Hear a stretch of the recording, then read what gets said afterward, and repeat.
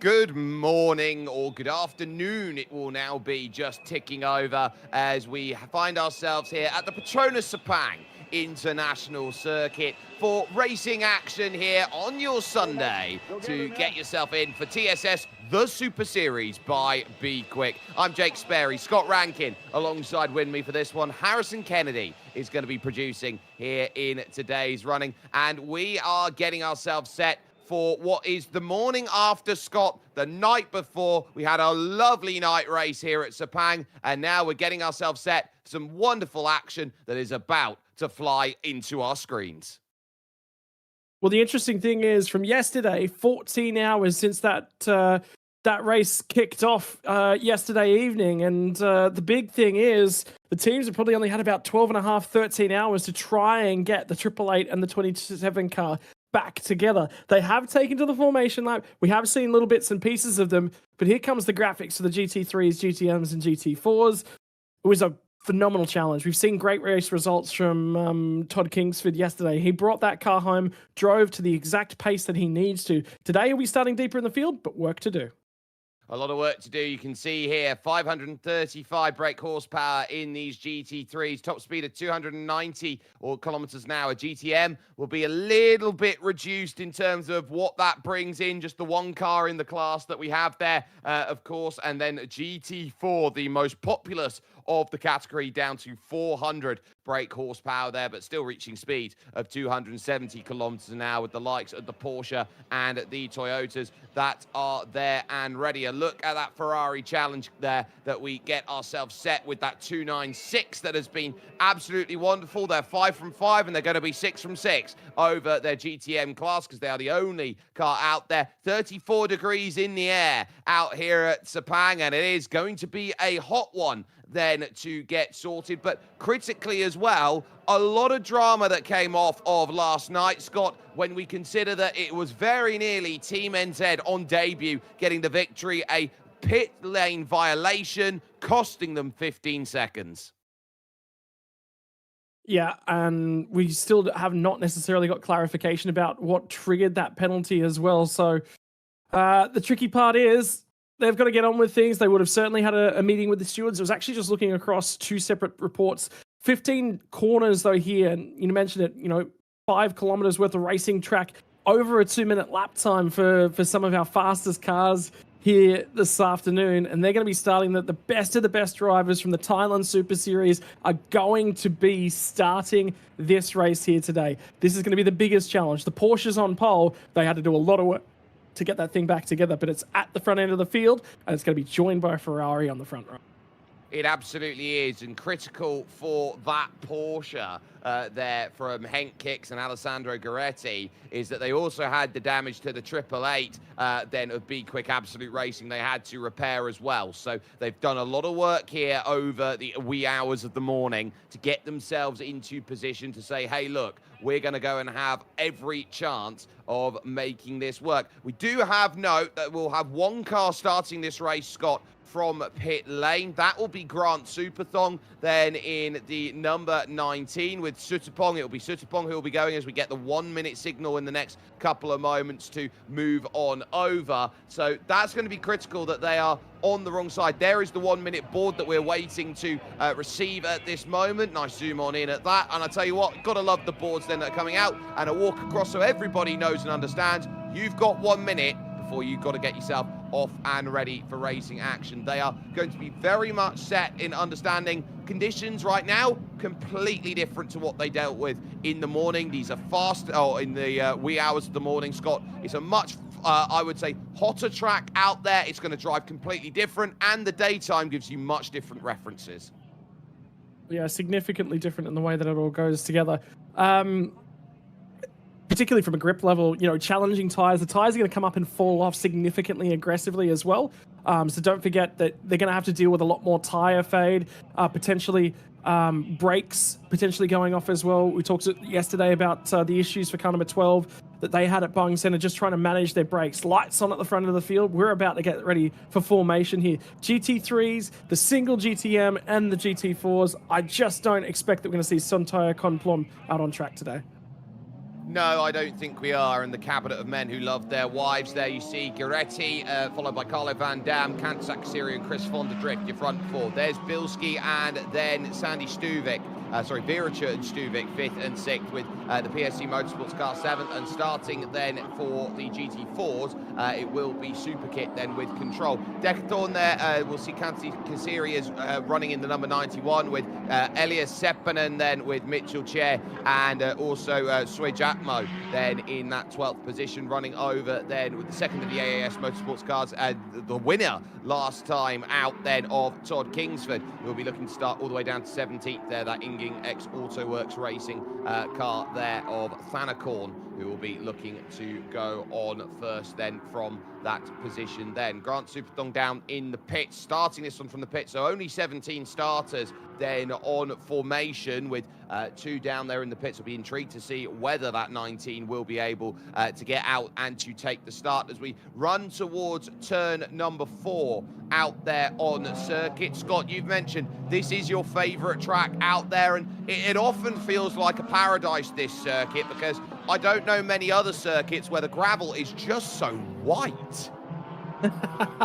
Has that little bit of a beachy feel to it, doesn't it? Not too far from the waters as much of Malaysia necessarily is. And remember, only Singapore's a couple hundred kilometers to the south, Thailand back up a little bit to the northwest as well. There's so much availability of access to the bays and everything in this part of the world, but it's so hot. It is so hot. It's so easy to get sunburned, and yeah, that's the tricky part for everyone from perhaps the regions of the globe nearer to the poles heading to this section of the world. Is it's so hot, it's so sunny, you have to apply significantly more layers of sunscreen. The tricky thing for the drivers and the teams, I don't know if you kept an eye on that one, Sperry, as they were running away from the grid. Compared to yesterday, there was nobody putting windscreen visors or any cooling sort of aids towards the cars, maybe a little bit of airflow. But did you see how late everyone was pulling their windshields, their windshield covers out from the insides of the car? They were desperately trying to keep the sun from getting into the cockpit of these cars.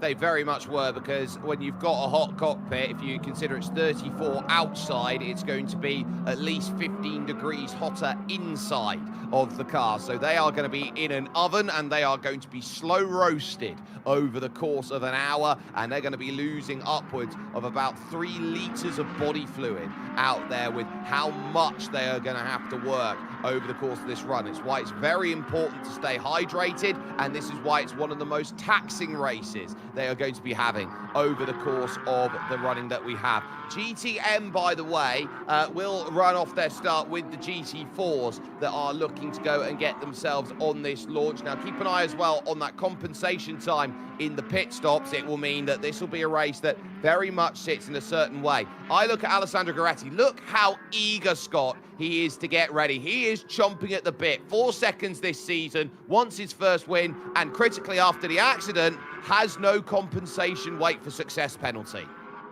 Yeah, so, yeah, look, I mean, there's a lot of potential there. They've got to get running and get out as far as they possibly can at the front end of this one. That's the big thing coming from yesterday. Yeah, sure, it didn't necessarily go their way. That presents a unique opportunity. You're 100% right. But at the same time, he's got to get to the point, and he's got to lead away from the get-go. That gives the best possible case for Henk Kicks to hang on to this one. Henk wasn't too far off the rest of the co-drivers or the amateur drivers are part of every of those pairings. So a little bit of a lead, every opportunity, still has to get the job done. But I think if he can hand that car over in the lead, there is every opportunity Car 26 wins the second half of this weekend.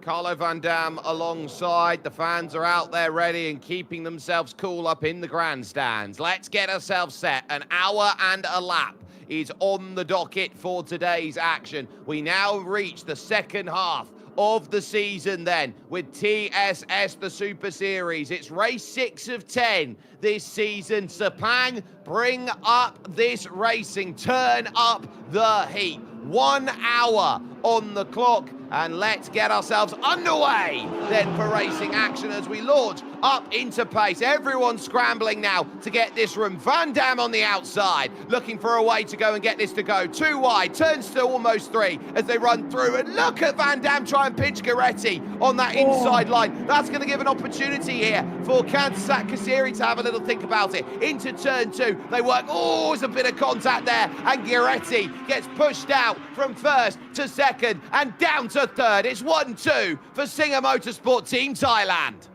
Yeah, they've managed to pull away. Actually, you might have had that one wrong. It's Team NZ that have managed to slop into P2. Now it's going to be a dive back up the inside. Goretti's looking to cover and trying to have a go. Vanderdrift wanted to go around the outside of the Ferrari. That left a little bit of a window open in that battle for P2. They're door to door at the moment. It's going to be the number 12 machine of Kansas Kasiri trying to find a way on by the Audi was a little bit better. Did you see that? How good the drive was between turn 5 and 6.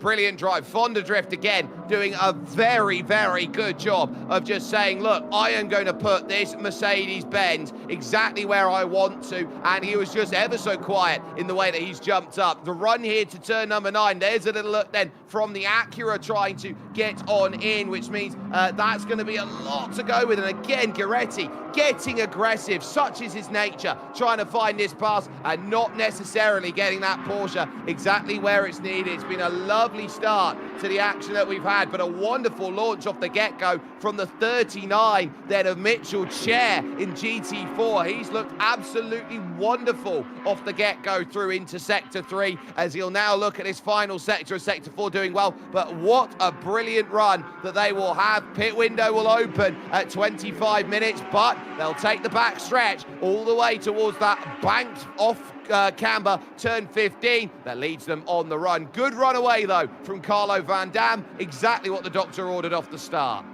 Yeah, Van Dam quickest in Sector 2 and Sector 3. He'll set the purple times early, but that's what having a little bit of clear air off the nose. Who's going to be quickest in the final sector as we run off of the last corner to the start-finish line? Having a quick look over the times, it is actually going to be the Team NZ, so it's Vanderdrift in the final sector. But remember, that final sector is basically point, shoot, back to the line. So, you know, perhaps the Mercedes is just doing a little bit better through that. You would expect the mid-engine cars to rotate a little bit nicer through the corners.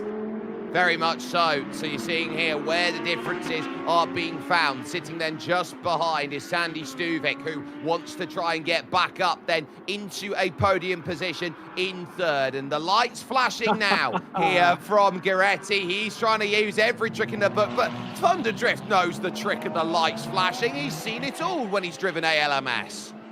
Yeah, he knows. He knows also that that's also a key to probably watch your mirror just a little bit less and make sure that you're focusing on everything that's in front of you. Have a look at how good the Porsche is through 4 and 5. And again, I was just saying, I think that Merc's just a little bit, they're lacking a little bit of turn and carry. Perhaps they're a fraction more trimmed out as well in terms of their downforce, because that Porsche looks supreme at 5 and 6. It's all the high speed corners. The problem they will have is it's so difficult to get the overtakes done in those sections of the racetrack. And the issues with that is the longer you sit behind, the more the tires will start to heat up. And as soon as they get to a straight, that Merc just punches itself clear and punches a nice big gap, makes it very, very difficult to overtake.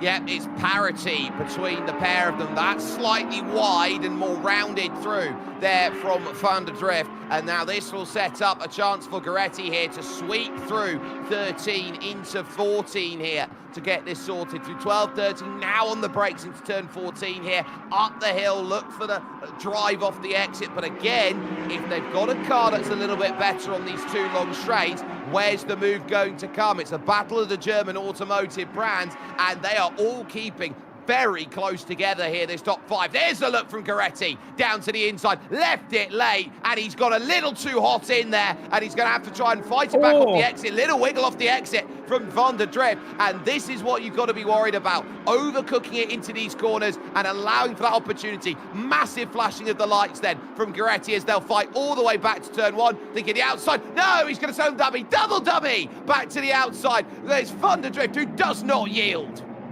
The big thing is, I actually think there might have been contact. We saw the wiggle coming through from Vanderdrift. I actually think there was a little bit of bumper contact under the rear end of the Mercedes. He was just trying to catch it and just couldn't get the power applied on board the AMG. And the problem is the rear end wanted to come away from him. Is this going to be a replay of the final corner? Yeah, it is. Watch here, just as they cross back over. So he turns down underneath him, but this is a double apex corner. There's a little bit of a snap. Yeah, there's definitely contact. I reckon there's definitely contact in that.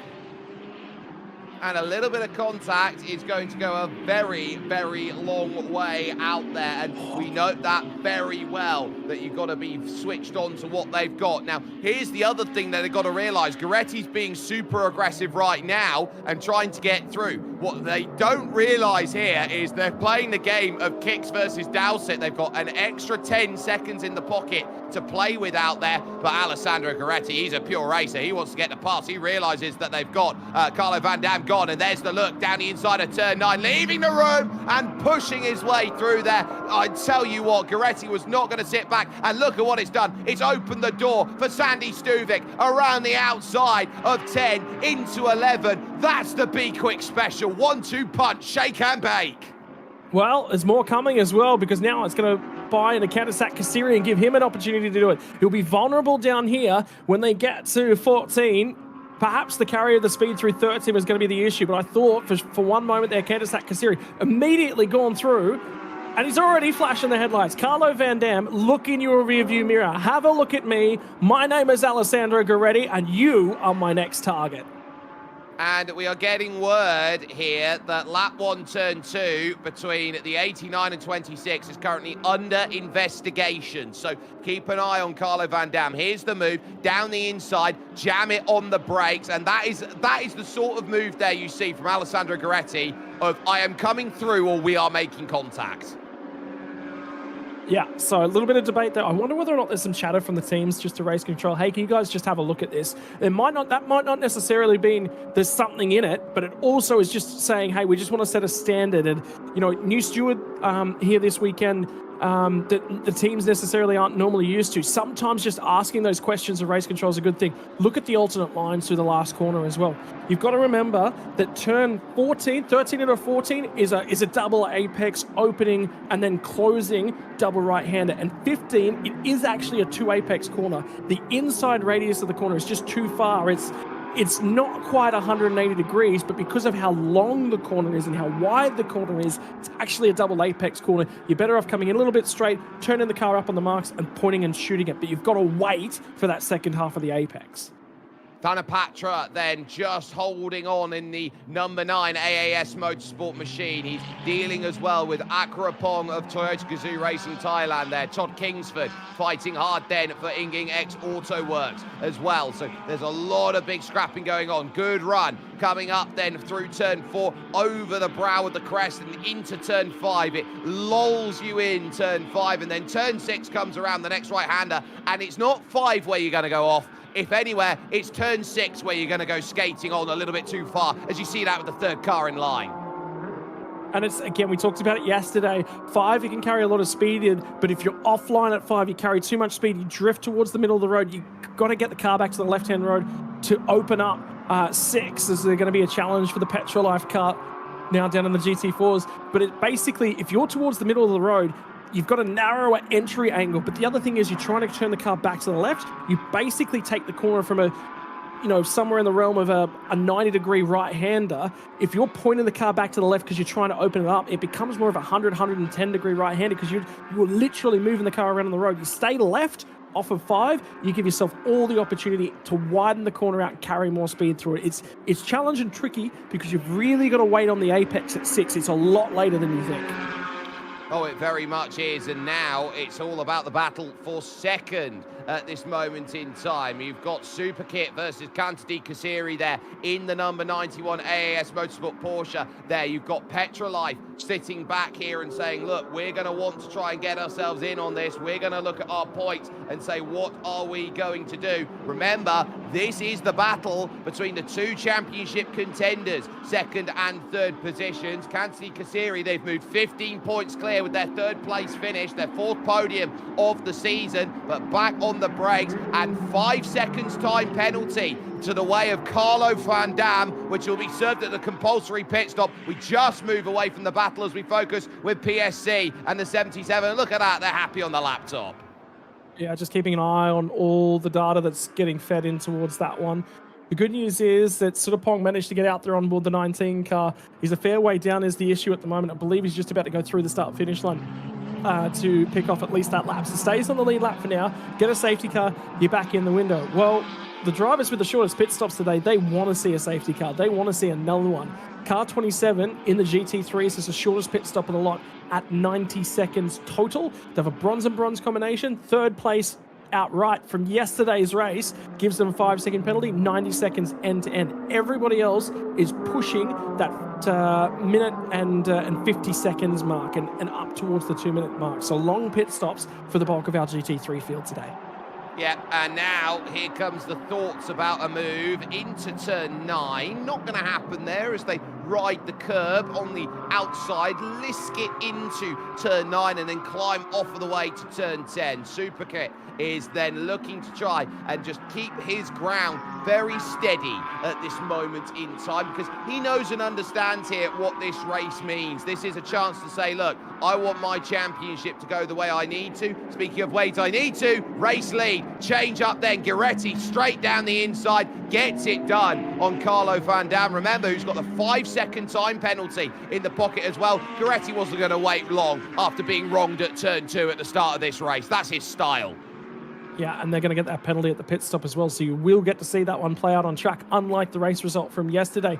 Last time I think there's been a mistake from Carlo Van Dam on that most recent lap because he slipped into the 209's 386. It's just about a 209.4, capable of a 207.8. Fastest lap so far today is the only car in the 206s is the Porsche that now leads the race. So they set some really supreme race pace. They're about a second that they've already fallen off compared to their fastest, but job's done. They've now got the clean air. Let's see what a little bit of extra cooling and a little bit of extra tyres underneath that car might potentially do for their long run pace as well.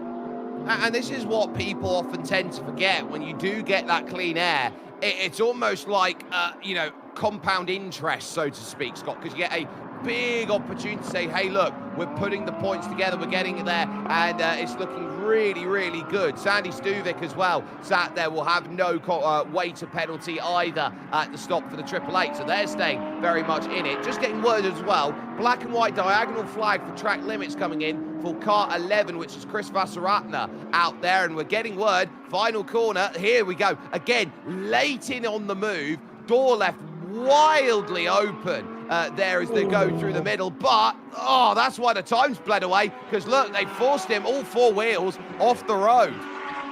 Yeah, ran him wide. Well, yeah, you're 100% right, but Van Dam really wanted to cut back at that corner in the center of it. The thing is, to maximize race speed, you've got to do that. That line that Van Dam's using, you'll watch here, look at how late that Guiretti turns it back now, but that leaves you vulnerable. That leaves you with a window of opportunity, and you sort of have to half cover it a little bit. But from how far back Guiretti launched that, he wouldn't have been thinking, I need to cover this move whatsoever. Immediate recovery from Guiretti's lap time, that time through, picked up another 0.3 of a second compared to the previous lap. Much, much quicker in terms of relative overall pace as well. So they're in with a shout and definitely there and thereabouts disappearing down the road. The question will be, what's Stuvik's pace like? He's pulled 0.7 of a second out of them on that lap, but what's he going to be like on the long run? I think Stuvik's there today in terms of potentially a race result. And like you said earlier, that car not making it to the halfway mark yesterday, this is Stuvik's first race laps of the weekend.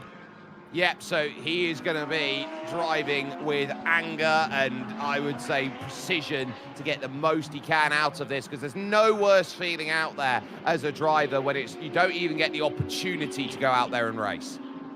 Yeah, and also work for the team to do overnight and that sort of stuff. I know that they'll have to remember at the end of this one, they can pack the cars up, they're done for the weekend, and they can start focusing on getting out of here. There'll be post-race celebrations, the podium and all that sort of stuff, but assessing what have we taken out of the parts pool, what have we got to pay the suppliers for, and making sure that all those bills and invoices get checked. Yes, sure, there's tires, there's fuel, and all that sort of stuff. The cheapest weekend you can have is keeping all 4 corners on a race car, and B-Quik didn't do that this weekend, so there will be a bill to pay, certainly for sure.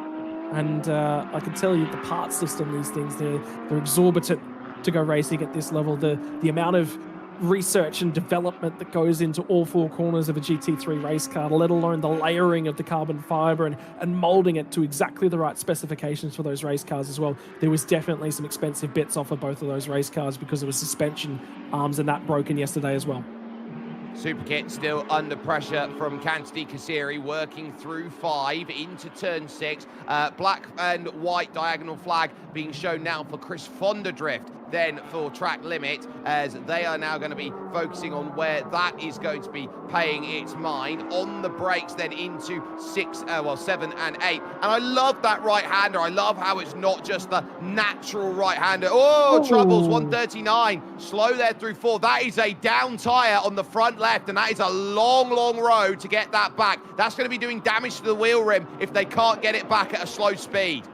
The problem is the leaders are on their way. The leaders are actually genuinely on their way to this sector of the racetrack. They'll probably pop up here in the background. There's the number 19 car that'll have to come its way through, but they're going to catch this car lurking potentially at the turn-in point down here for turn 6. So there's 5 and the turn-in point to 5 and the curbing on the inside dangerous. there. This is going to be a problem for the GT3 leaders that are on their way. Going to get a replay here. This is up the hill. Oh, and going through, trying to get the run. This would have been a lap ago. And so out over the top. And I wonder whether, just because they bounced over the top there of that curb, they've hit something that's gone off over the course of it, and it's just shredded the tyre on the inside. They'll keep a note of it. They're going on around with the 18 that we've got running out there, but that's going to be a disaster to try and get that one back then over to pit lane. GT4s working themselves over through without too much concern either. We've stayed green at this stage in time, but now here comes again just a watch from Cantadi Kusuri. Doesn't want to overshoot in that Porsche Cayman because there might be a half chance. Oh, just leaving half a door open there. That if you're not paying attention, that could be a sniff down the inside. Oh, yeah, there it is, cutting the grass. That's a problematic location for that car to be in at the moment because they're struggling for drive and everything for the 139 car. A little bit of comparison to yesterday's lap times. Yeah, well, they need to find a gap in the fence, don't they? Is the problem now, and they've driven past a fair few. Change to the race lead.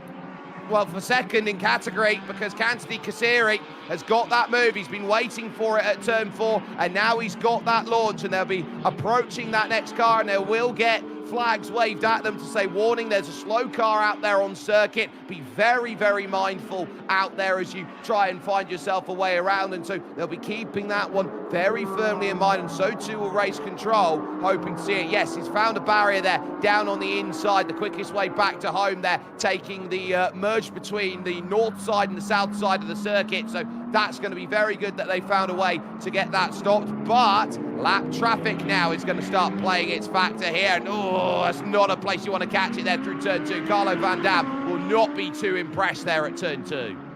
Yeah, and that's the 19 car that started from pit lane. So it's still a fair way to the back end of the GT4 field, but they are rapidly starting to hunt down and close in on those guys. I wanted to talk a little bit about the lap speed comparisons from yesterday evening, and as the UV bled off the racetrack. Well, our fastest lap of the day yesterday was a 2:16.768 from the GT4 field. Sorry, my apologies, 2:16.254 for 77A yesterday. Today, that car has been capable so far of a 16.667.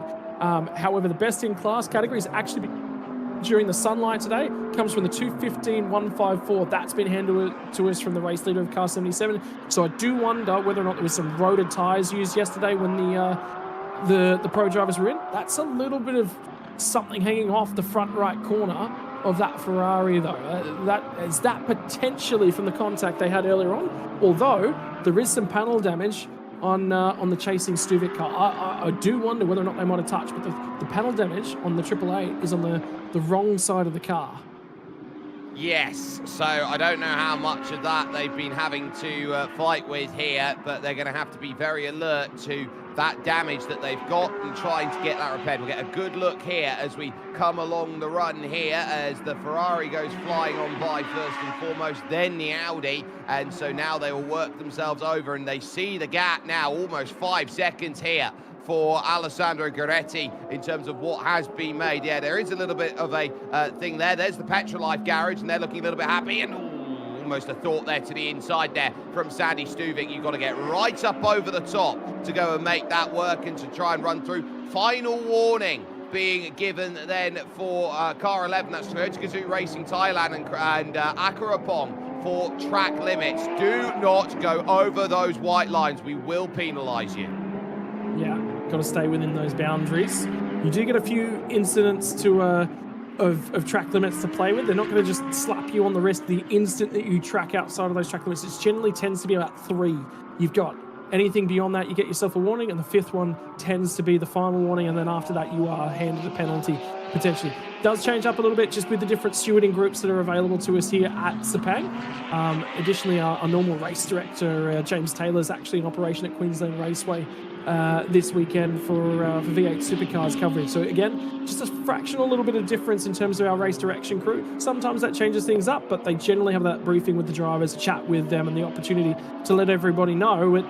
The big problem is you get in amongst the thick of a battle, and the red mist, it does descend, and then the tyres start to overheat and the tyres start to cook. You get halfway through a corner and the rear end starts to want to come around you, and the only way to hang on to that is to unscrew the steering, jump off it, and let the car drift a little bit wide to catch it sometimes. So there's a difference between using that limit for speed and using that limit to catch the car.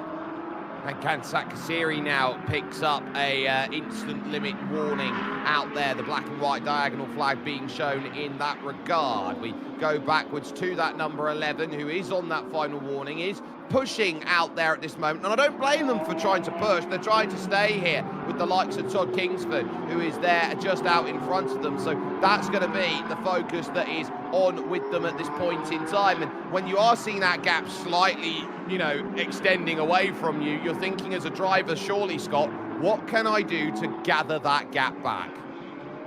Sometimes that's actually the worst thing that you can possibly do. Again, within the drivers and the engineers, the way that you go about the car, there'd be some discussions about what tyre pressures to use. If you're pushing for a little bit of a higher tyre pressure at the start of the race, your initial drive off and your ability to grab spots and do things on those opening laps, you're going to have a car underneath you. I just saw that diagonal black and white flag. That was for car 12 in the GT3 field, by the way, so that's the new one that's come through. But effectively, the discussion between the engineering crew pre-race is what kind of a setup do we want to chase? Do we want to pump the tyres up a little bit? You'll be really, really quick initially, and then they'll fade as the tyres over pressure. What happens then is you get a crown in the surface of the tyre. When you have a flat surface of the tyre, you have all of the tyre pressing into the ground. Normally you'll camber them in, towing them in to try and maximize your contact patch at the most important part of the corners. Lots of long loaded corners here, so you will actually build a little bit more camber in than you would say for most corners. If you've got a lot of drive, a lot of point and shoot, where it's all about your braking capacity and drive off, a little bit less camber. You want the tyres sitting upright because you're going to need that grip. When you're pulling the car up, you turn the car, point it, and shoot it. You want that big contact patch there. But if you overpressure it, you still create a crown in the tyre surface. That then means that not all of the rubber's in contact with the track surface at times. So again, you could be thinking, have I overdone these tyres? Are they a little bit overpressured? Off Goretti, off the road, left-hand side, slow. Wow. Is that a puncture? Is that an engine? But your race leaders, now a huge change, something wrong. Rear light tyre, by the looks of things, there is a puncture. Is that pressing on just a little bit too far? And the second question I have, we're talking about track limits. Has he just gone a step too far in terms of track limit and the tyres just said no? Well, we've been seeing punctures here. It's the second puncture we've had, and crucially, the more that you start pushing the limits, the more likely you are to go and get a puncture. They've had a lot of racing on this circuit over the course of this weekend, and this is the weekend from hell for the 26 team. Yeah, retirement yesterday, not necessarily under their control. Contact with their other team car. And where he's already out there. So it's gone before they've gotten in there. That tire's already gone at 7. It's come down somewhere between 5 and 6. Now remember, when we saw the 139 car's tire go down, you reckon you saw something on the track off of turn 4. That potentially would have been a fast leak. The way that car's sitting and where he sat that car says he's gone down into 5 and 6 with a fair bit of speed, and it's let go somewhere down there. It wouldn't surprise me if there's some carbon fiber at 4. Look at this, though, at 1 and 2, because it's now given the absolute, I would say, rocket up the backside there of Sandy Stuvik to go, I want this race lead off of Carlo Van Dam, who will have the extra 5 seconds worth of penalty. Side by side, Ferrari versus Audi, over in towards turn 4. Now watch out on the outside here as they look to go and work through. Cut back, it's so aggressive on the inside. Overdrives it there down on that inside, almost cut the corner on the inside trying to get that run. There does the likes of Sandy Stuvik, but this is where you're suddenly running around and saying, Carlo Van Dam, how much are you going to want to really fight it? And get this, we're about to see that pit window open in 15 seconds. Yeah, here it comes. And the other thing to think about, 112-second pit lane transit time for Sandy Stuvik. It was 116 seconds for the 89 machine of Carlo Van Dam. Add on the 5-second time penalty. So they are effectively 9 seconds longer through the pit window. That's a bit of vinyl. That's the wrap of the car that's flapping about on car 888 as well. It's not actually bodywork, that is vinyl wrapping. And we saw that earlier on yesterday that we had one of the cars there from Singer Motorsport Team Thailand. They had some vinyl flapping about there, so it must be so hot that a little bit of glue's not deciding that it wants to sit still right now, and it's bubbling up right now here in the melting pot that is Sepang. And then on the back, just keep a quiet eye there on Kantasat Kasiri there for the moment, Scott, because he's going to keep himself in mind as well. Now just about the Porsche has found its way into pit lane, but they have lost a whole lap trying to gather that back. Wait, is that the pit window open? Are they? Yeah, I was about to say, I think it took them so long to get around with that tyre that it gave them the opportunity to jump in the instant the window opened. So they're not going to have to do 2 pit stops, one to change a tyre, then come back down for their mandatory 116 seconds from entry to exit. But such a big margin was put out then by Alessandro Gueretti. He drove perfectly. He did everything that was asked of him today, and it's all come unstuck. GT4 traffic, though, for the race leaders.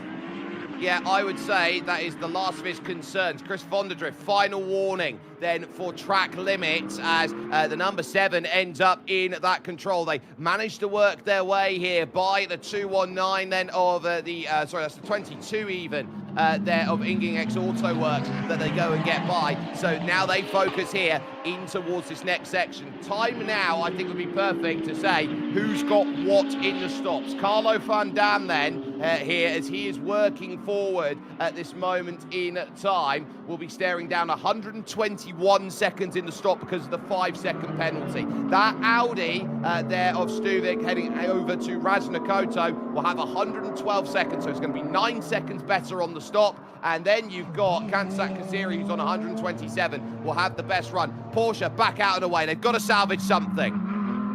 Gotta keep an eye on how long that pit stop is for Gueretti. Car 26 owes us 116 seconds, so 1:56. And I can tell you, they've just gotten to the exit. Look at it, it's shredded. That is absolutely debris.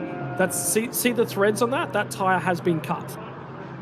And what you have to worry about as well is when you're in a situation like that, you have to drive slow to make sure that the tyre doesn't completely debed, and then you see that carcass basically of the tyre just strewn across the circuit. If that happens, that is a stonewall safety car.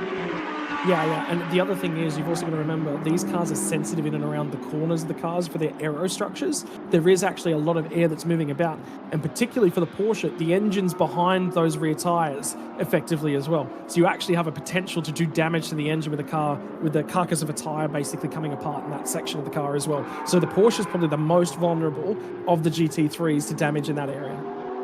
Now, here's where strategy becomes interesting, because if you go in and take your stop earlier, you get a little bit of an undercut. But the flip side of it is that we're running here on this ranked system where the drivers with the higher rank are in the car first. So more often you're likely to see, Scott, in this scenario, drivers wanting to come in as late as they possibly can, get the most the driver who has got the most seat time before they hand over to their quote-unquote gentleman driver. Yeah, so the difficult part is for Sandy Stuvik, he's definitely faster than Carlo Van Dam right now, and he's absolutely showing it. And remember what I said yesterday, this is what he really needed to stand up and show and potentially set himself up as a GT3 driver for hire. The tricky part with that is, you're right, if he comes in and hands over, now, car 888 is actually a bronze-silver pairing, but the driver pairing is actually quite close together. Oh, boy.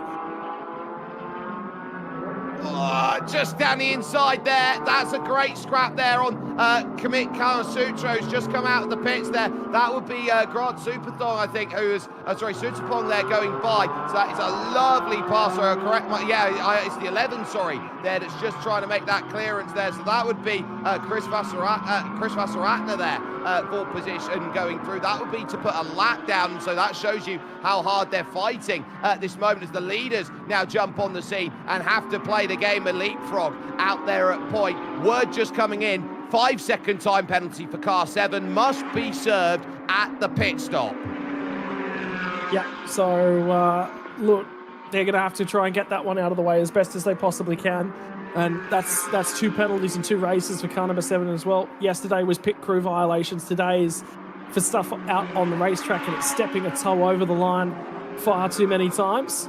30 minutes now, so we're right in the bulk of the pit window, but you're 100% right. So what we're talking about is, what's the difference that Clear Air is going to make? Yes, car 89 is definitely going to have a longer pit stop here than car 888. They're going to have to be in the pit lane for a lot longer. So realistically, the problem that they've got is you actually go for an undercut, you hand off to a driver who's maybe a second and a half, 2 seconds a lap slower, 2 or 3 laps. Well, that extra pit stop time is going to elapse and you're effectively going to come out behind. So you actually want to go for the overcut. You're carrying a lot of speed. The drivers that are on board at this point in time, they have the most speed from the partnerships. You want to give them as much time behind the wheel because the penalty is effectively net raw lap time. You want to go the fastest that you possibly can for the longest that you possibly can. Best way to do that is put as close to that 25 minutes as possible. Have to be in the lane before the end of the pit lane window. But yeah, they're going to push this one. It probably won't be the end of this lap. It'll be the following lap they'll be in. Just saw there Mitchell Chair in the pits, who will be handing over to Xuyin Wong, who will be taking this one over to the end of the race. There is that number 7 car that will have to have those 5 seconds worth of time penalty added on to them. They were cruelly denied a victory over at the championship opener, or the last round, sorry, I should say, then as they went through their championship opener, I think would be more accurate of a term. But they know they've still got a long way to go out there overall. But Van Dam tried to just keep this one calm, build this. If they don't pit this time, they must pit next lap. That is the scenario that they have put themselves into at the moment. And I tell you what, Kantasat Kasiri has been very quiet in this race, Scott, and he has just been shadowing this group. And if we want to go back to the pace that we were seeing yesterday on the opening stint, fastest driver of the circuit of the other set of drivers was Piti Biraon-Bakdi. Yeah, so look, just trying to get the head down, do whatever you can whilst you've got the car in your hands, and then it's going to be come down the pit lane. But it's also make sure you don't have a bad pit stop. You've got a hot race car that's coming back into the pit lane. If you need to do a tyre swap, and it looks like some of those tyres are definitely starting to go off just a fraction with the heat, if you've got a fresh set of tyres at it, the benefit for car 888 is the tyres they used yesterday, a little bit less on them in terms of the wear. They're going to go another lap around. Both of these cars are going to go that extra lap around as well. So running as long and as deep into that pit lane window as they possibly can to give themselves the best chance of performance. But now it's down to the drivers. It's down to the crews. Have a look at how much, though, that car 12, and you're right, Kantasat Kasiri, he's right there and with these guys now. It's going to come down to who's got the better co-driver. And realistically, that's been the successful marker for car 12 over the last sort of 2 years, is Piti Biraon-Bakdi has been the best of the gentleman drivers, and substantially so. And have you noticed, Scott, over the last 5 minutes, the cloud cover that's come over the circuit? Yeah, it's starting to cool down, a little bit less UV on that circuit. Track temp comes down. It swings quite aggressively as well with the track temperature changes. A little bit of UV, that's all you're going to take off of it, and all of a sudden it gets that lot better. It does, and so now you're seeing that difference there. Kantasat Kasiri then trying to chase here for Singer Motorsport Team Thailand. It's the championship leading Honda NSX Evo 2 that is there out in front, and it's always out in front of the championship. And seeing the dramas to the Porsche, they could move a full race result clear here today and say, look, this is what we are doing, and this is what we are doing better than anybody else. They have not finished outside of the top 4 all day long, and they've been looking very well. Little check-in as well on that number 77 there of what will be now Saravat, and they're 27 back in again then by the looks of things. So that'll be that'll be Daniel Bilski, sorry, who'll be jumping in, taking over from Sathaporn Viracha. Yeah, driver swaps in full operation. Getting deep into this one as well now in terms of those pit windows. So now they've literally got to come in. There's no flexibility left in that strategy. Bilski was quietly confident that they'd have something for the field today. Shortest pit stop of the lot. Now he's the one that's in charge of the car. Now he's the one that's in charge of things. Communication coming in from the team. A little bit of a chatter of fire the car up, get it ready. Waiting for the signal. And as soon as you see that board come up, now it's get ready. Wait for it, wait for it, wait for it, release, and that's all timing. You've got to, it's not how long you're static in the pit stall, it's you have a minimum transit time from this cone that the 89 machine's coming up on right here, right at that line at 60 k's an hour. As soon as you cross that timing line, you have a minimum transit time from that line to the other end of the lane. Now watch out, because that GT4 AMG Mercedes just comes out in front, and now they've got to find their marks. In they go, 1, 2, 3, and you've got to be very switched on here for what you've got to do. There's the tyre changes that come in. There'll be the driver change now as Iyaro Raznakoto is going to jump in under the 888 machine right now. Am I ready? Let's get that all sorted. And they've got the red line that is there in with them on the top of the helmet. Now that will be their radio communication there, Scott, and they've got to plug that in if they want to hear what you have to do. Yeah, and you definitely need communication with these sorts of things. How's the car feeling? Where's the traffic going to be? What's the communications like as well? It's also a safety thing these days. You must try and have working radio communications at all possible times. Otherwise, you need to get in the pit lane and fix that one. Have a look at the pit lane, Jack, in terms of car 89. That's right in the center of their... Sorry, my apologies. That was a reflection for it. It's in the front end of the car. I was getting excited then. That's through the window. That's a little bit funky. That's a little bit different. No, it's down the front. That's a reflection. My eyes were seeing things. You saw that? Just my eyes? I saw that. Cool. But cool. So, I'm glad I wasn't seeing things. I've always felt like I'm going crazy, Reese. I feel like I'm going crazy when I get the opportunity to commentate on this stuff. Yeah, you're getting crazy because you keep calling me Reese. Reese. But still, it's going to be a case now of, right, who's going to be best on the stop? Carlo Van Dam's got an extra 5 seconds, so Vorevud will have those extra 5 seconds to serve. See the 888, that will be the one that will be first to go out of this group of 3, and then it's going to be the Ferrari, followed then by the Honda NSX. There goes, a puff of smoke there, trying to get that firing back out there, spitting out the engine, that Audi there. Then follows the Ferrari that's had to serve its penalty, and following immediately afterwards, it's a little bit longer of a stop, but this one is now finally going to go from that Honda, and the chase on, as currently we have a Biron Bakti bread-filled Iyaro sandwich. How's this for precision in terms of the pit lane transition? Car 89 needed to give us 2 minutes and 1 second, gave us 2 minutes and 1 second. Car 888 owed us 1 minute and 52 seconds, gave us 1 minute and 53 seconds. A little bit off their marks there, but they're still on the correct side of that one. The tricky thing is car 12 needed to give us 2 minutes and 7 seconds, gave us 2 minutes and 8. All okay for that group of cars that just left the lane. Yeah, so they'll be happy with the results that they've got, and now they'll know they've got to focus the final 22 and 3/4 minutes of this race. And Iyaro Raznakoto now will have the role and responsibility of getting that Audi around and trying to bring it home. And important for them to go and bring this result home, because they've had a tough season. They're taking a good look at the pressures. There's the representative from Pirelli trying to get a look, because they'll tell them very much so you can only work them in the operating window that they have those tyres. So if you're taking that as a precaution, saying we're running these a little bit too aggressively, Pirelli will turn around and go, we don't like that, you're being unsafe. Yeah. So yeah, they're certainly monitoring that from a safety standpoint, but also they'll be looking at that for tyres and development work as well, and making sure they've got things. The tricky part is, we don't necessarily get a whole bunch of GT3 racing regularly throughout the year here in Malaysia, but what we do have is the 12 hours of Malaysia. So that's actually the thing that they'll be looking at, is what can we plan, what can we update, what can we do. A little bit of safety check as well, all whilst you're there, but also that Pirelli representative is doing the teams check. There is a minimum mandatory pressure. When the car's tyres come off the car, they're definitely at that minimum mandatory pressure. So that's more of we just want to have a look at what the life of the tyre looks like, what the rubber looks like at the end of the session, exactly how much wears on it, and they'll be taking measurements. Pressure's one of those. They'll also be doing surface checks. You look around at this team here right now and talk about the struggles of a season, Scott. This car here, the 888, has retired 3 times this season, has had a 5th and a 3rd, and that 3rd came at race 2 over in Bangsen. That is someone being wheeled back into pits there, and that's one of the GT4s that has had to pull it off and away there. I think that is the 139 of Toyota Gazoo Racing Indonesia. Yeah, because it's the only one that's missing necessarily off the timing. Carlo Van Dam's already out of his race suit and in his shirt, chilling down by the team and just listening to Vorevud go about his work. I believe Raznakoto is behind the wheel of that 888 now as well, so he'll be just trying to disappear down the road.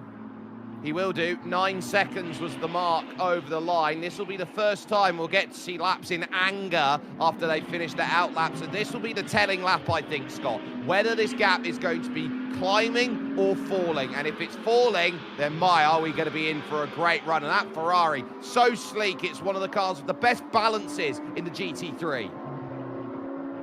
Yeah, it's really become in vogue a lot of late in terms of its performance level. You're always going to get a lot of support from the Italian marques, and the discussion always is, you know, would you rather Lamborghini, would you rather Ferrari? But I tell you what, the Red Force, they come out and support their drivers, their teams in force every single day of the year. It feels, that car just feels a little bit more robust. It feels wider. It feels, you know, not necessarily as tall, cuts a little bit of a lower profile through the air. In terms of the way that they go about it as well. The other thing I was talking to Caleb Williams, who drives over in Britain and does a lot of the GT racing. And one of the things we're actually talking about was balance of performance and metrics that I actually use.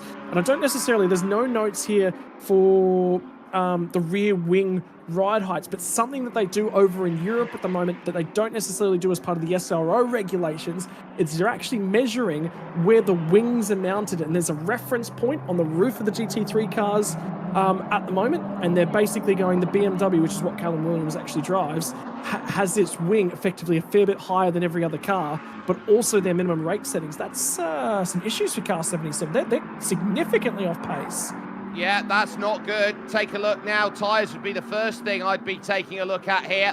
And as he looks to allow those two to go through, well, right sides look okay. So do left sides look okay when he's going to come up turn 14? I wonder whether that's going to be choking that challenge car over to a stall as this goes. That's not going to be what they want. I was going to just touch upon the fact we saw the 95 now with Bracken from Fawn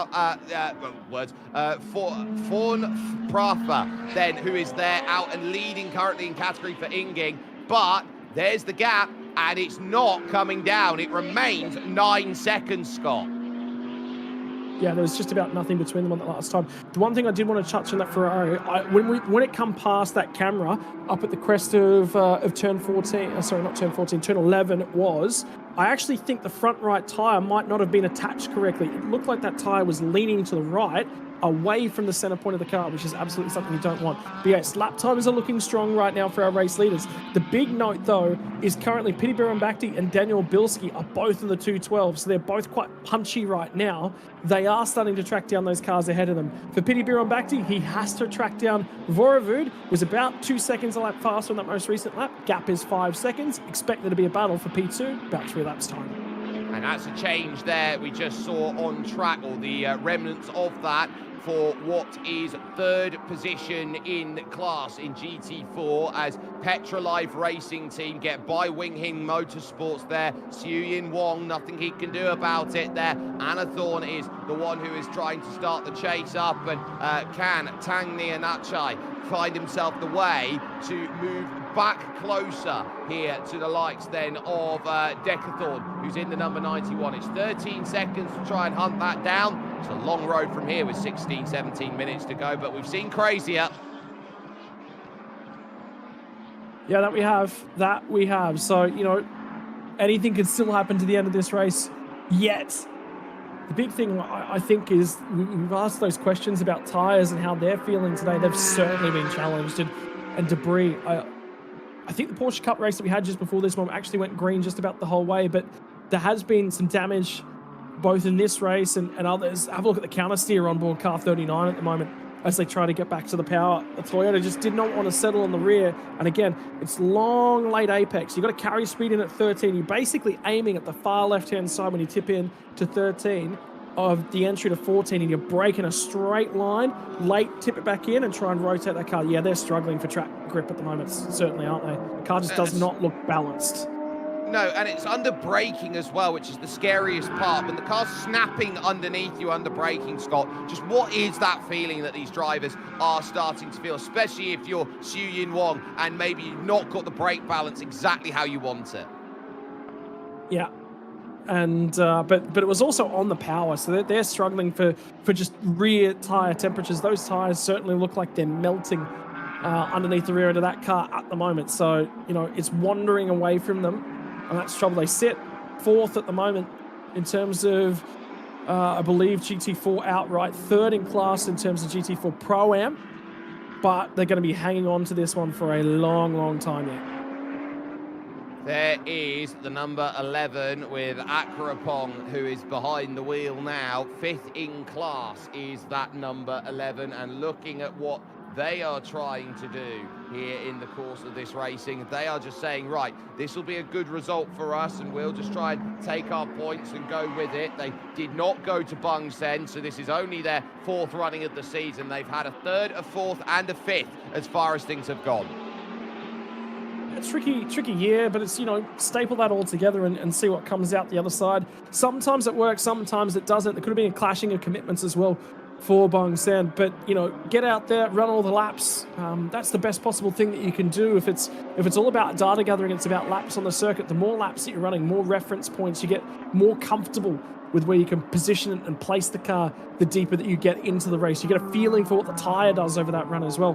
Because you also got to remember, practice, you don't necessarily get that whole hour worth of running tyres. And the tricky thing for the gentleman drivers that get into this is they've had tyres that have had a heat cycle in them potentially, unless you're doing a tyre swap from that other set of cars. That's damage on the leading edge of that splitter of the number 9 Porsche. Yeah, that's not going to be doing any favours there. That is almost brushing against the floor there for Commit Karnasuta. And this is going to be very tough for them to bring that Cayman back, because you know, the splitter, people don't understand that, okay, it's just a tiny bit at the bottom that's got a little, you know, enclave in it at the moment. And you think, there's not really much about that, Scott, that looks like it does too much. You realise the moment you damage that, the entire balance of the car you can just chuck out the window. Yeah, so effectively what you're saying by losing front end downforce is the car's set up to have all the aerodynamic structures on it working consistently. Basically, with a damaged front end splitter, particularly with the air coming underneath the cars. Now, GT4 cars are definitely a little bit less complicated in terms of, you know, where they sit. They're more complicated than the 86 challenge that we've seen already across the course of this weekend, but they are not as complicated. They're not as massively sophisticated. They're about as trying to basically take a car off the showroom floor, take it to a racetrack with a roll cage, radio equipment and a fire extinguisher, and go racing. And they're designed to be run that way. But at the end of the day, when the design and the engineering of a race car says, I've got 120 kilos worth of downforce in the front end, you take 10 kilos of that off, all of a sudden the car drives completely differently. The front end doesn't want to bite, you're scrubbing tires. And what happens is, as that goes on and on and on, if you're sitting there and you're scrubbing tires early on to a stint, well, those tires at the front get heated up, they get worn a little bit more, you scuff the surface of them, you're actually eating into the surface of the race tire. It gets worse. It just gets worse and worse and worse. So you want to have a nice neutral car and balance, and that aerodynamic instability takes away from that and then starts to accelerate those issues across all aspects of the way the car drives. Very intrigued here to see the gaps for the race lead, to see whether it's down. Oh, it's just come down 7.3 seconds. That's 2 seconds on that last lap. 2:12.8 plays a 2:10.9. This race not over for Vorovud Birambakdi here. This one could go right down to the wire if they can continue to close at a rate of 2 seconds a lap. Yeah, and it looks like Car Triple Eight's just about doing everything they possibly can to try and get down there. That's the best lap of the race for Vorovud Birambakdi. So he is throwing everything that he possibly can at it. He's improved, and the critical factor for him was he needed to beat his brother Piti Birambakdi, and he started to edge that margin out ever so slightly. The tricky factor is that margin between the two Singer Motorsport Team Thailand cars down to under 2.5 seconds. On screen, Chu Chin making his run, or Shushin, I should say, looking to move on in that Porsche 718 Cayman Clubman, and turning around, bouncing over the curb there. Very, very tough then to try and get that to rotate through the corner. And there you can see there, it is bodywork that's flapping off the side there, a bit of the vinyl then that's going over that section. That's going to pay it no mind at all then from Ayaro Razanakoto. But this is all about now just put the calm in. The moment you start thinking about the driver behind, the more the mistakes start to creep in. And I'm sure for that team, as they sit and wait with just about 1/6 of this race to go here, I think the legs will be wobbling a little bit and the steering's going to feel a little bit heavier. So there's a few ways to really manage that. You see, he's just sort of tentative about the way he tipped it back at the apex there at turn 14, didn't really want to come back towards him in terms of the way that Audi was handling and the balance on board that one. Sometimes there's a couple different ways, and it really depends on the driver and psychology that they like to work with. Some drivers really like a whole bunch of chatter, so that is actually aerodynamic. That's just in front of the intake for the radiators as well for the engine. That is actually vinyl. That's the first good shot of that one that we've got. And that's actually the visible picture. You can physically see Vorovu Birambakti in the rear view. Now, sometimes you've got a driver loves a lot of chatter. You've got to talk to them as often as you possibly can. It helps keep them focused. Sometimes you're talking about the weather. Sometimes you're talking about your favorite song on the radio. Sometimes it's about what's for dinner after the race. And that switches some drivers on. Other drivers, they don't want to hear anything.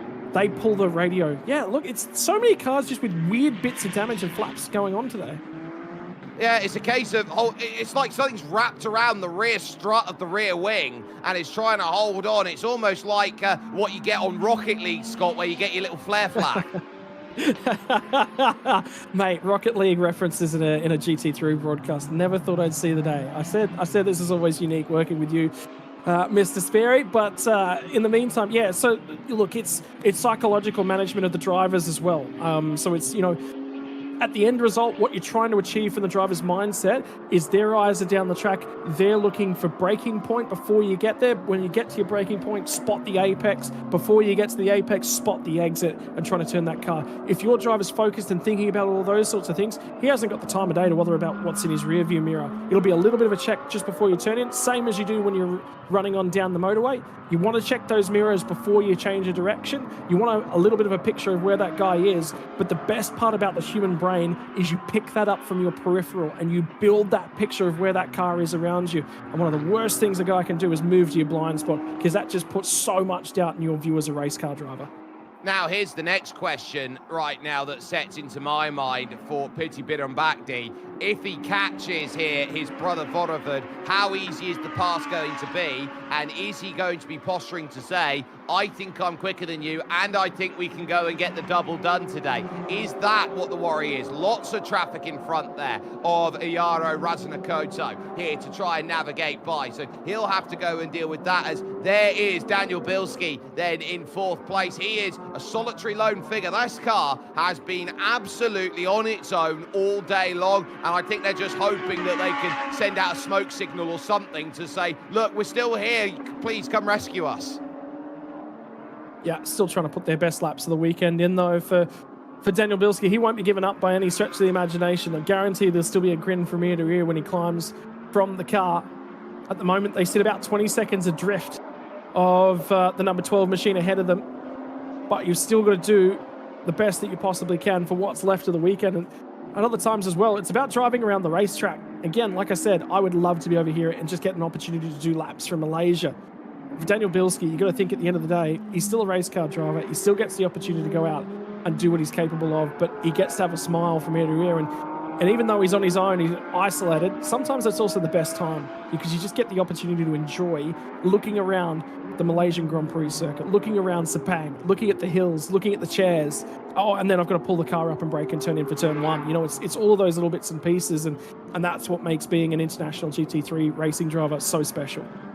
Graham Dowsett then currently behind the number 7 for Team NZ. It's been a good learning experience, I think, for them. They've had a little bit of everything out there, and I think they've understood what the role of assignment is. And I think Henk Kiks here, as he sits back right now, will be going, well, we knew what the assignment was, but it definitely wasn't this. So, unfortunately, if they are getting their mark cards out, they would have got a lovely A from me out there. But I think they would have taken that A to heart and gone, well, hang on a minute, the last test you've done on your midterms, that's just come back an F. What's happened?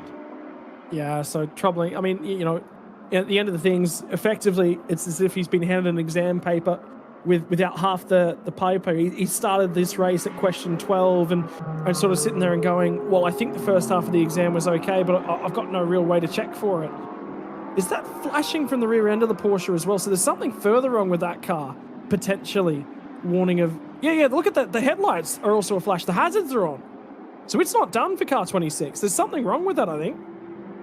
Something electrical by the looks of things then, if it's pulling all of the lights there and they can't switch the lights off. So the hazard light has come on, And so I'd be keeping a very close eye on that for if it starts running into problems then later on. And so that's going to be something very, very interesting to keep in mind as they go. Gap down to 5.2 seconds with 5 minutes to go. They're going to have to chase harder, but I think this is less of a battle for the win. I think this is the race for second, and this is brother versus brother. And I tell you what, there'll be a bragging right about that Ferrari versus the Honda. And there is also a sense of, well, not just what's good for me, but what's good for the championship as well, when you consider that Vorovod will be now turning up to be second in the championship, all things told, if things go the way that they want it to. So there's a lot of thought that's coming in for this team. Which way do you want to go for it? I think there'll be less of that, and it'll be just go and show us what you've really got, because he's got pace at the moment. He's still hanging on to it, and he's basically saying to Pitty, come and get it if you possibly can do, you know. So at the end of the day, yeah, go for it and catch me if you possibly can is what I'd be thinking. That gap's come down quite a bit there. I count there, and I had 3 Mississippis in my very short run of turning out what's the gap between the leaders here. Yaro knows he is so close to finding that success, but if Pitty Birombakdi is pushing Vorovod Birombakdi, they're going to be pushing both of each other then over to Yaro Razanakoto and the B-Quik Absolute Racing 888 Audi. Yeah, both trying to wrap them and catch them as much as they possibly can. Took about 9/10 of a second last time by. There'll be enough time here left on the table for 3 more laps at this point in time. It's the hour plus 1 extra lap. So realistically at the moment, if they take that down by another 9/10 of a second, it becomes 1.5 seconds a lap. I was just having a look. Yeah, they're getting closer, but also there's not all that much traffic left ahead of them. There's the 122 car. Is basically left ahead of them that they'll encounter before the end of the race. So traffic's not going to play a part. I just took a look at my timing tower. It's absolutely clawing back. Look at that gap. There's a tiny bit more traffic. Look at it over the line. It's 2.5 seconds now. These two are now bringing it back here. Yaro, you're going to have the scrap of your life in the final 3 laps of this race. Well, I was wrong. There was one more GT4. It was the 9. I was looking for where the bubbles were on the track map and missed the 9 because it was already in and amongst these guys. And the tricky part is Yaro had to wait for him to get off, I believe, the exit at the last corner. That's probably where he's lost a fair chunk of time. It's now visible. Did you see the moment for the Cayman? That's a huge slide there for Commit Karnasutra. Remember, it's the Porsche with the damage to the front splitter and had to hold that one in front, and that has now brought then Pitty Birombakdi right up in. This will cost them time, and ultimately, when you've got someone deciding that they'd rather be in Seattle right now, would rather be in Ningbo in 2 weeks with the way that was drifting about, that's now going to put a cat amongst the pigeons between these two. These two now having to really figure it out. Vorovod ahead of Pitty Birombakdi. Well, you say that, but the sector time through Sector 1 was still quite strong for the 89 and the 12. They still took time out of our race leader. They haven't necessarily taken that time in Sector 2. It's not necessarily gone their way. Car 91 gets itself a black and white flag. That's our GT4 Pro-Am leader from Decathlon and Kentity Kasiri in their hunt to try and track down the 95 machine for outright and overall honours. But it's all there. It's all in one shot. And there's the final piece of traffic, and that might just play it back in. I think we've got an outright battle for the lead now on the final couple laps. I think we do, and the clearance there through 13 and up in towards turn 14 now, the long right-hander. So look at him all over the back now. This one is going to be huge in terms of attempt. So can B-Quik hold on? This is going to be needing the widest Audi here in Malaysia to go and get it sorted. Lights flash now from Vorovod Birombakdi. He wants to try and find his way through. This one can go any one of 3 ways, jamming it down on the brakes into the final corner. Different lines being taken by the lot of them here, but there should be safety into turn 1. Well, you say that, but also put in the back of your mind, Yaro and Yanya Razanakoto made a mistake yesterday, took the other B-Quik car out in that number 26 Porsche, and he was battled with Hank Kicks yesterday. That'll be lurking in the back of his mind. He's also not necessarily had a full rostrum of race laps, different conditions yesterday, but that Ferrari is right there. There wasn't quite the overlap. Now he'll look to try and get the drive off of turn 2 here. Just about got the onside. He is. He's got it, and now here's the key. Turn 4 is going to be the moment that you now start wondering whether this can go. It's 2 laps of defense here that's needed from Ayaro Razunakoto for B-Quik, and he's covered the mark going into turn 4. He's gone very deep in through the corner now. So here's the drive off the exit. It's all right for the moment, but 1, 2, and 3, they're all there. They're all trying to fight, and the Ferrari looking a lot better through the long sweeping corners. Watch for the run out of 6. 7's going to be a great opportunity now to go and make this move. Look at the way that Vorovod closes on up. He won't get a run here into 7 and 8, and he'll now start thinking about whether turn 9 is the place of opportunity that is going to manifest. And for the moment, he really backs into it, looks to the mirrors on the inside, and he's stuck in Schrodinger's overtake. Must attack and defend. Oh, he got drive, he carried speed, he got in the back of him, There was definitely a touch to the rear corner of the Audi now. Now he swings wide, but he's in the grass, he's in the gravel. It's now going to be his brother that scoots through and gets the opportunity to go for the race win. They managed to pick it up yesterday. Now it's going to be about what's left on the table for car number 25 on Sunday. What is left in the final lap from Sepang? Because there's 2 more corners that separate us here, Sperry. 2 more corners before we'll see that final lap board. And this is the key. They had to go to the stewards to get that result then over Team NZ one night ago. They now look around at this one and say it is all on with everything that they've got. This for Ayaro Razunakoto is the season. This is what they're trying to hold on to. This is what they're trying to get. That Honda NSX has quietly been building its platform over lap, and now on the final lap of this race, they will now pull side by side along the main straight, the long way around. It will have to be for Piti Bhirombhakdi. Will he break Madagascan Heart into turn 1? Oh. Yes, he will. What a move to get himself up on the final lap of the race. He's got the clearance, but I don't think Yaro's done because he keeps himself well tucked in going through turn 2 and now looks to climb the hill at turn 3 to say, guess what? I want to try and get this move done here at 4. Traffic as well in the form of the number 39 is going to be there directly in front. That is Xu Wing-Wong, and it does block them up, and the Ferrari's back in play. Look at this. Suddenly they're all over each other here, and they're 3 wide going in towards turn 5. Look at this move around the outside. Are you kidding me? Are you kidding me? That is world class there from Vorovod Bhirombhakdi to go up into second place. And here comes Yaro back at turn 7, blocked all the way to the inside. That should get the gap. Wide goes Vorovod, and now it will set back into line here. Yaro still thinking of a shot for second place, makes the switch back over towards turn 9, straight back down the hill, looking for the way to get this sorted. Leaves just enough room, and the Ferrari just struggling on the curb there. On the exit will now have a chance to cut underneath at 10, going over to 11. No! Yaro's in the grass now and does exactly what happened a lap ago, and suddenly the gaps all extend out in a way that we all thought was going to be a wonderful battle, a treat, a true privilege towards the end of this race. But this was one that could have gone any one of 3 different ways. And now our focus turns over then to one Mr.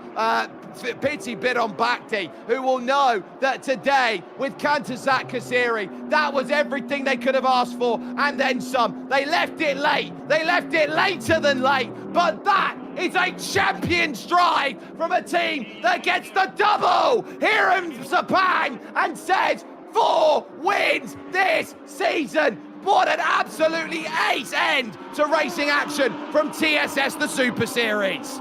Oh, what a drive. What a moment. What a moment for everyone that was involved in that one. And you've got to just look at Vorovod Bhirombhakdi. He had an opportunity. That, for me, was Vorovod's race to win. I didn't think that Piti was going to get the opportunity to get that job done. And the reason that it opened up, the reason that everything was left ajar, really, for me, settles down to how they come off of turn 6 with a lap and a half to go. It goes back that far, and I'll talk you through why I think that. Vorovu was on that wide line through 5 and 6. He got out into the dirty side of the road, but he wanted to carry on with the pressure. He wanted to carry his speed. Definitely Ali was a touch weaker through 7 and 8, and that was definitely his best opportunity. Touch wide, gets a little bit on the greasy stuff, picks up some junk on the tires, but then he carries such great speed. He's got to have a go when they get down to turn 9. He absolutely threw it in down there, threw everything he had and the kitchen sink,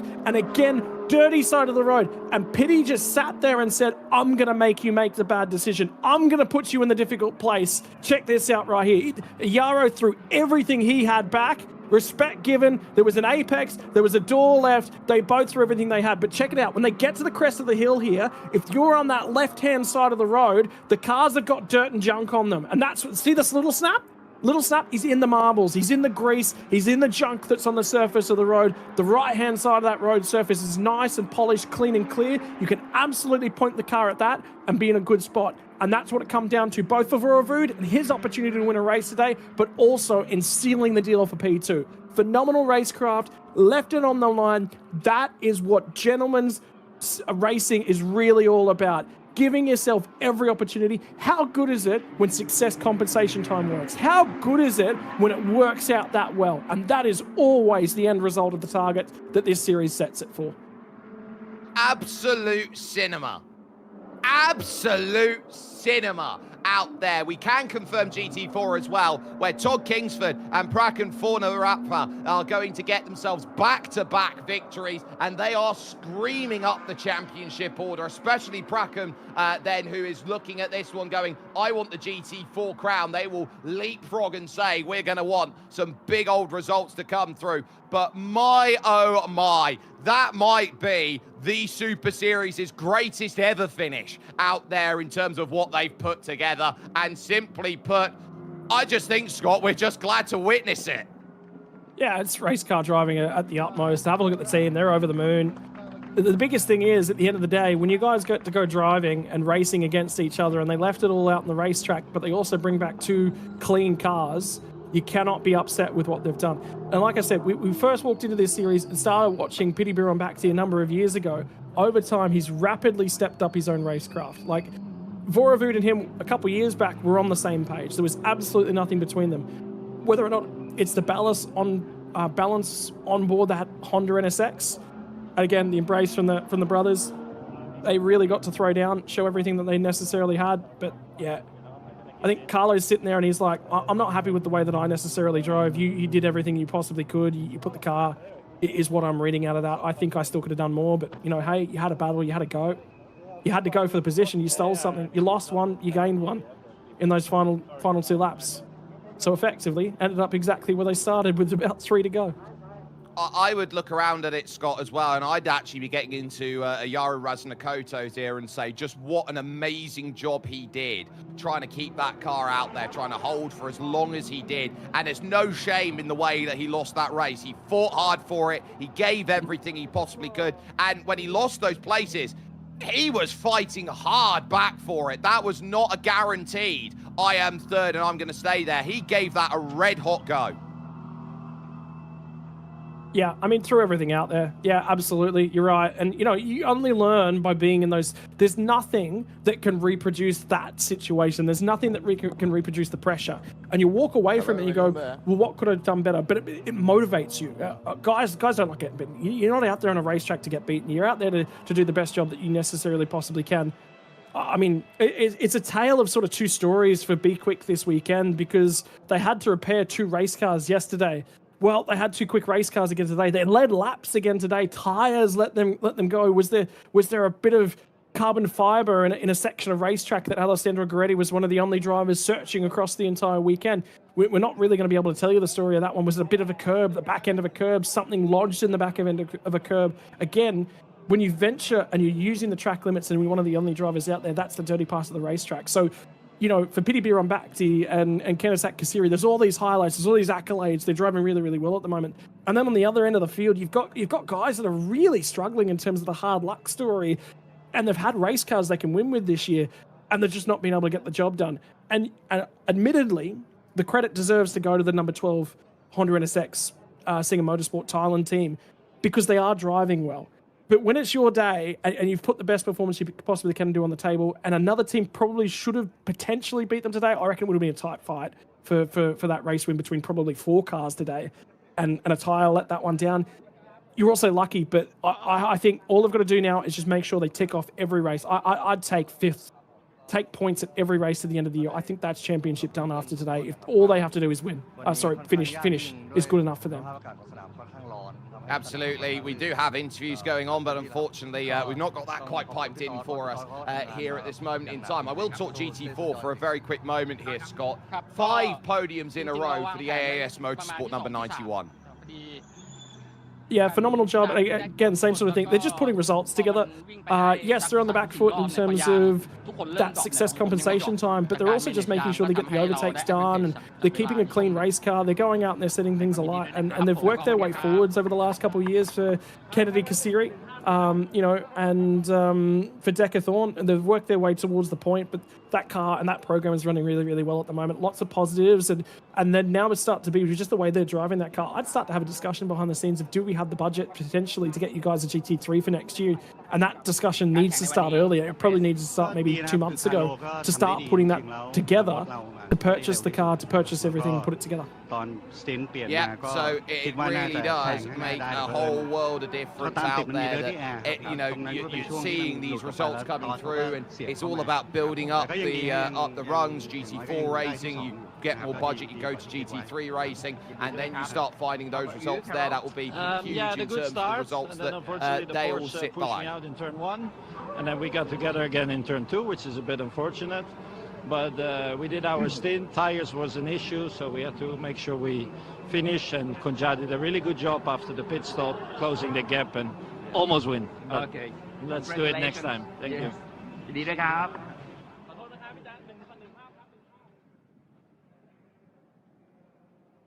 Confirmation of result then on your screen. 1 hour, 3 minutes and 16 seconds of the best GT3, GTM and GT4 racing you will see here at the Petronas Sepang International Circuit. A win by 3 is the mark that is there, as you see them all finish on through. 17 finishers out of a possible 18. That's a pretty good attrition rate if ever I did see one there. But that gap, 3 seconds there, 4.5 back to Sandy Stuvik and Ayaro Razanakoto, trying to bring that back. Opportunities then missed here today for Henk Kiks and Alessandro Giretti. Todd Kingsford and Prakan Fawn Prapa then get back-to-back victories as they are charging up the order, but AAS Motorsport continue the podium train. I'll be very happy. PSC Motorsport on their own in the Ferrari 296 Challenge GTM category, getting their result to make that 6 straight wins then in terms of their regard. Well, Scott, my goodness gracious me, were we in for a treat here in this race? And this one